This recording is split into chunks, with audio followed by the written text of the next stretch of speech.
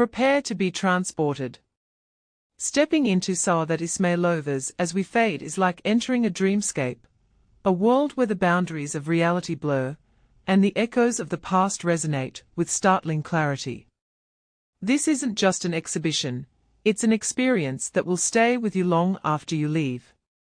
The Baltic in the UK hosts this brave first solo exhibition of film pieces by the Uzbek artist, and it's nothing short of exhilarating, terrifying, and unforgettable. Imagine a darkened room, a central black square, inviting you to sit or lie down. This void, a recurring motif in Ismailova's two-decade-long career, sets the stage. She grew up during the tumultuous Perestroika era of the late 1980s, when the Soviet Union began to crumble. Her father was a cinematographer, and she was immersed in the world of filmmaking from a young age, living near Uzbekistan's largest film studio. This period of upheaval, where films were no longer screened publicly, deeply impacted her. Within this elemental space, 4 distinct works engage in a dialogue. Images of fire, ice, and cascading water dance across the projections, while the desert wind whispers in your ear. The first piece to capture your attention is the mesmerizing As We Fade, projected through 24 silk sheaths. This number mirrors the old cinematic standard of frames per second. The silk, a nod to Uzbekistan's place on the ancient Silk Road, adds another layer of meaning. The footage, both new and found, depicts rituals on the sacred Sublime mountain. The images appear and disappear, prompting reflection on what is seen and unseen. This exhibition is steeped in the subconscious. Melted into the sun, playing at the bottom of the space, feels like a psychic dream. Traditional cushions, once belonging to the artist's grandmother, invite you to linger.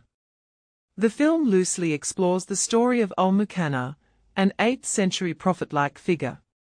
Faceless figures traverse dusky landscapes under magenta skies, moving between significant locations like the Amu Darya River and the city of Bukhara.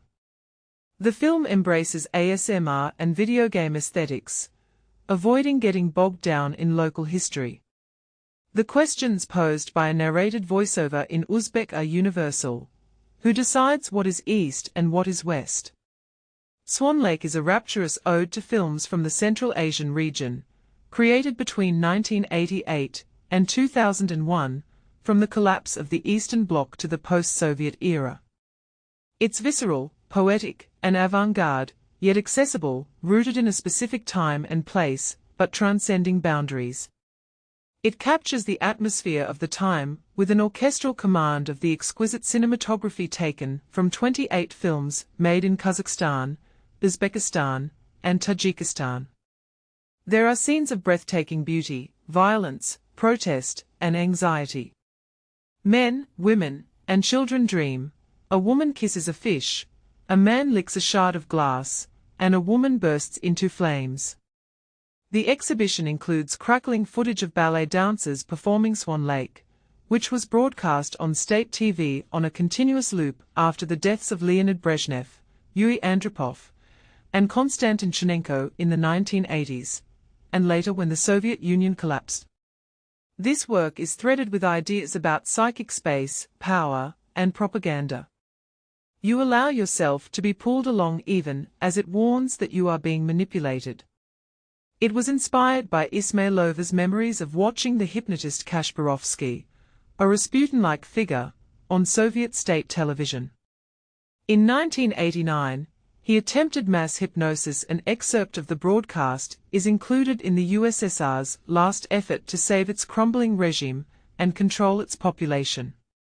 Ismailova is known for exploring the distinct male and female realms in Central Asia, and this show expands on these parallel worlds centered on Zukra, which was shown at the 2013 Venice Biennale.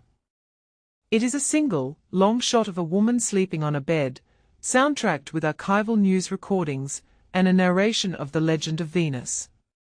Then she gets up and walks out of the room, leaving us looking at the empty bed. It is a daringly simple work that perfectly evokes the enormity and possibility of a woman's apparently passive and domestic inner world, the space in which she is often confined to but not diminished by. You could easily lose yourself for hours in this world. Each film is a universe, rich with layers and historical allusions. However, in As We Fade, the emphasis is on magic and feeling rather than clear-cut meanings. It is a show about holding on to the past and letting go. But here's where it gets controversial. Do you believe that art can truly capture the essence of a culture and its history, or does it always fall short? What do you think about the use of propaganda in art? Share your thoughts in the comments below.